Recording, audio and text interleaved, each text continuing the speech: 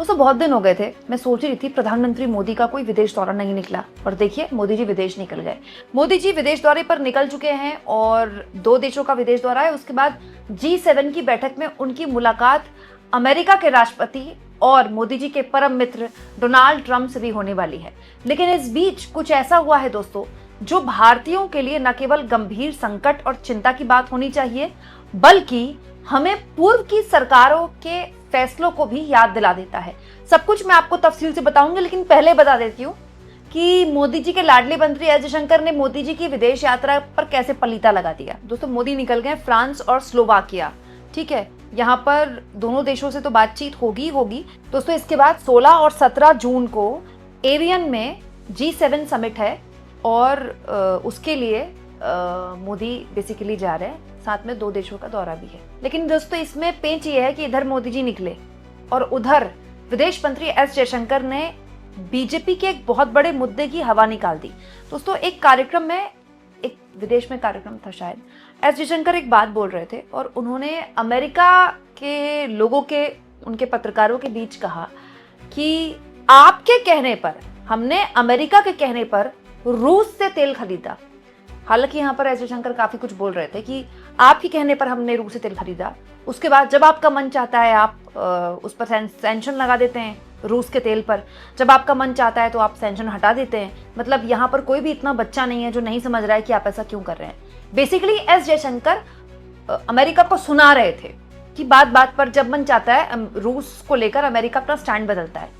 लेकिन इसमें जो बात ध्यान देने वाली है वो ये है कि हमारे देश के विदेश मंत्री ये कह रहे हैं कि अमेरिका के कहने पर हमने रूस से तेल खरीदा, जबकि बीजेपी और पूरा आईटी सेल पिछले करीब जब से रूस से तेल खरीदना हमने बढ़ा दिया, तब से हमें ये बता रहा है कि क्योंकि हमें सस्ता तेल मिल रहा था रूस से, इसलिए हमने तेल खरीदा। रूस से तेल खरीदने के लिए इसीलिए अमेरिका ने हमें बोला दोस्तों, क्योंकि अमेरिका उस वक्त इंटरनेशनल मार्केट में तेल को लेकर मतलब किसी तरह की सप्लाई चेन खराब नहीं करना चाहता था, क्योंकि वो जानता है सारा खेल पेट्रो डॉलर पर चल रहा है। लेकिन आज देखिए दोस्तों, इधर मोदी जी विदेश दौरे पर निकले और उधर उनके मंत्री जी पोल पट्टी खोल गए।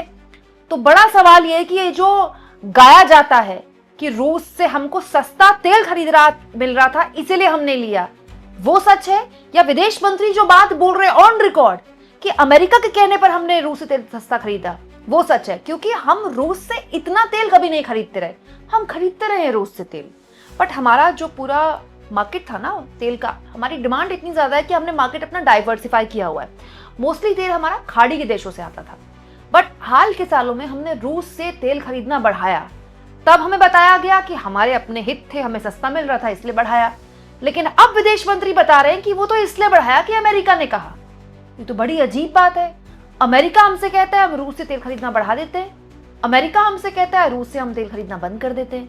ये तो एक बात हो गई। दूसरा दोस्तों, प्रधानमंत्री मोदी जब G7 की बैठक में शामिल होंगे तो वो ट्रंप से भी मुलाकात करने वाले हैं। वही ट्रंप जिनके देश ने हमारे 3 नाविकों पर हमला किया और उनकी मौत हो गई। एक ऐसे शिप पर हमला किया जिसमें अमेरिका जानता था, अमेरिका को पता था कि भारतीय नाविक सवार हैं, उनको बचाने की बजाय उन पर हमला किया गया।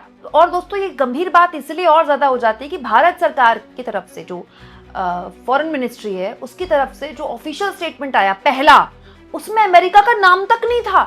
फिर जब बहुत ज्यादा बैकलैश हुआ, सरकार को बहुत ज्यादा विरोध का सामना करना पड़ा, खूब विरोध हुआ सरकार का, विपक्ष ने भी आड़े हाथों लिया सरकार को, तब विदेश मंत्री एस जयशंकर की तरफ से देखिए ये ट्वीट किया गया 13 तारीख को, यानी कि आज, कि यूएस सेक्रेटरी मार्को रूबियो से हमने बात की है और हमने बहुत स्ट्रॉन्ग प्रोटेस्ट दर्ज कराया है यूएस नेवी ने जिस तरह से गल्फ में हमला किया और उसमें हमारे 3 मरीन्स की मौत हुई, और इस तरह से लीथल जो एक्शंस हैं कॉमर्शियल शिप्स में बर्दाश्त के काबिल नहीं है।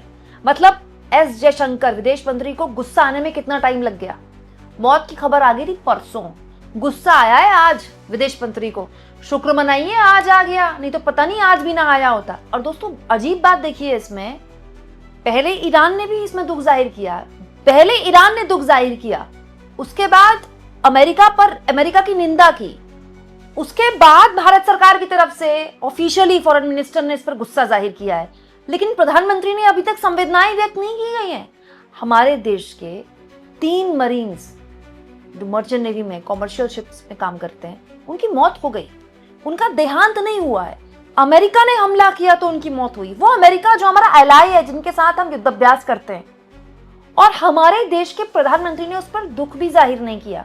और जब भारत की तरफ से बहुत बैकलैश आया है तो अमेरिका के राष्ट्रपति क्या बोल रहे हैं? अमेरिका के राष्ट्रपति बोल रहे हैं कि तो अमेरिका ने किया ही नहीं है, तो ईरान ने किया। ये देखिए, अमेरिका के राष्ट्रपति ने सोशल मीडिया ट्रुथ पे लिखा है कि there totally rebuffed drone attack last night against Indian ship leaving Hormuz strait is totally unacceptable.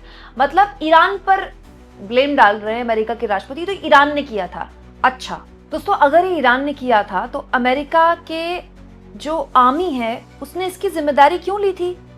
इस पर बकायदा ऑफिशियल स्टेटमेंट है अमेरिका की आर्मी का। ये देखिए अमेरिका की आर्मी ने किस तरह के शब्द इस्तेमाल किए हैं। ये देखिए दोस्तों, यूएस सेंट्रल कमांड द्वारा बकायदा ये पूरी जानकारी दी गई है कि यूएस ने ये हमला किया, और जो शब्द इस्तेमाल किए गए हैं जरा ये गौर से पढ़िए। A US aircraft fired precision munition on ships engine room after the crew repeatedly failed to comply and directions from American forces। Prescribe हमला किया गया है, बिल्कुल टू द पॉइंट। ये यूएस की आर्मी ने बताया है। यूएस की आर्मी कह रही है हमने हमला किया, वहां के राष्ट्रपति कह रहे हैं ईरान ने हमला किया। तो ये खेल तो अमेरिका के राष्ट्रपति किसी और के आगे खेलें, क्योंकि ये वो हमेशा करते हैं और ऐसा करके वो एक्सपोज हो चुके हैं। ईरान के स्कूलों पर हमला करता है अमेरिका, वहां की मीडिया छापती है अमेरिका ने हमला किया, और वहां के राष्ट्रपति कहते हैं हमने तो किया ही, ईरान ने खुद ही किया होगा, खुद ही अपने बच्चों को मार दिया होगा। और ये खेल अब हमारे साथ भी खेला जा रहा है। और उससे भी ज्यादा गंभीर, कब खून खौलेगा भाजपाइयों का? भाजपाइयों को डर नहीं लगता? भाजपाइयों को गुस्सा नहीं आता? हमारे देश के 3 नागरिकों को मार दिया गया और उस पर गुस्सा जाहिर करने में, स्ट्रॉन्ग जैसे शब्दों का इस्तेमाल करने में विदेश मंत्री को इतने दिन लग जाते हैं। दोस्तों, इस पूरे मामले में ब्रह्म चिलानी, जो कि विदेश मामलों की बहुत ही गहरी पकड़ रखते हैं, उन्होंने बहुत ही गंभीर बात बोली है। देखिए, वो लिखते हैं कि विडंबना यह है कि अमेरिका और भारत प्रमुख रक्षा साझेदार हैं। भाई, हम एलाई हैं, मेजर डिफेंस पार्टनर्स, हम साथ में युद्धाभ्यास करते हैं, ठीक है। आगे वो लिखते हैं अमेरिकी नौसेना का विदेशी झंडा वाले 3 कॉमर्शियल टैंकरों के क्रू के साथ सीधा संपर्क था। उनका संपर्क था, अमेरिका का उस शिप से संपर्क था जिस पर उन्होंने हमला किया। इस हफ्ते हुए जिन हमलों में 3 क्रू सदस्यों की मौत हुई, उन्हें पहले ही पता था उसमें भारतीय हैं।